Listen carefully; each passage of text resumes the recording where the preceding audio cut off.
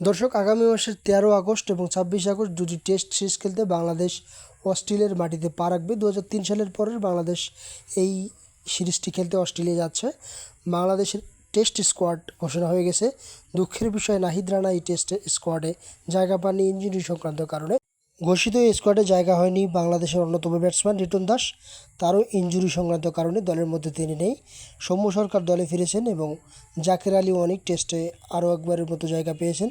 এছাড়াও অধিনায়ক নাজমুল হাসান শান্তর এই দলে আরও জায়গা হয়েছে মেহেদী হাসান মিরাজ, সৌম্য সরকার, সাদমান ইসলাম, তানজিদ হাসান তামিম, মমিনুল হক সৌরভ, মুশফিকুর রহিম, অমিত হাসান, জাকের আলী অনিক, তাইজুল ইসলাম, তাসকিন আহমেদ, হাসান মাহমুদ, সৈয়দ খালেদ আহমেদ, এবাদত হোসেন চৌধুরী এবং তরুণ বোলার মুশফিক হাসানের।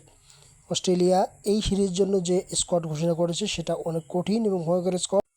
অধিনায়ক প্যাট কামিন্সের নেতৃত্বাধীন এই দলে আরও আছে স্কট বোল্যান্ড, উইকেটরক্ষক Alex Carey, Cameron Green, Josh Hazlewood, Travis Head, Josh Inglis, Marnus Labuschagne, Nathan Lyon, Steve Smith, Mitchell Starc, Jake Weatherald and Beau Webster. এই শক্তিশালী স্কোয়াড নিয়ে অস্ট্রেলিয়া বাংলাদেশের সাথে এই সিরিজটি খেলতে যাচ্ছে। যদিও বাংলাদেশের নাহিদ রানা যদি এই সিরিজে থাকতো, তবে অস্ট্রেলিয়ার বাউন্সি পিচে কিছুটা হলেও আক্রমণাত্মক বোলিং দেখা যেতে পারত। তাসকিন আহমেদ, সৈয়দ এবাদত হোসেনরা নিয়মিত টেস্ট খেলে গেলেও সেরকম ভয়ঙ্কর কোনো পারফরমেন্স অস্ট্রেলিয়ার বিরুদ্ধে দিতে পারবে কি না সে ব্যাপারে সন্দিহান।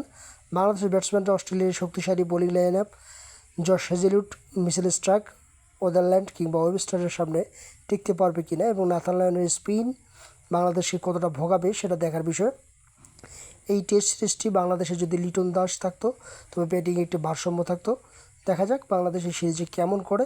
দীর্ঘদিন পরে বাংলাদেশ এই টেস্ট সিরিজটি হাতে পেল এবং টেস্ট সিরিজে যদি বাংলাদেশ ভালো করতে না পারে, ভবিষ্যতে এই ধরনের সিরিজগুলো আরও সুযোগ কতটা মিলবে সেটা আসলে বলা দুষ্কর। তবে অস্ট্রেলিয়ার সাথে এই টেস্ট সিরিজ বাংলাদেশের জন্য একটি গুরুত্বপূর্ণ সিরিজ এবং বাংলাদেশ এই সিরিজে কীরকম ফাইট করতে পারে সেটার উপর নির্ভর করবে বাংলাদেশের টেস্ট ক্রিকেট কোন জায়গায় অবস্থান করবে।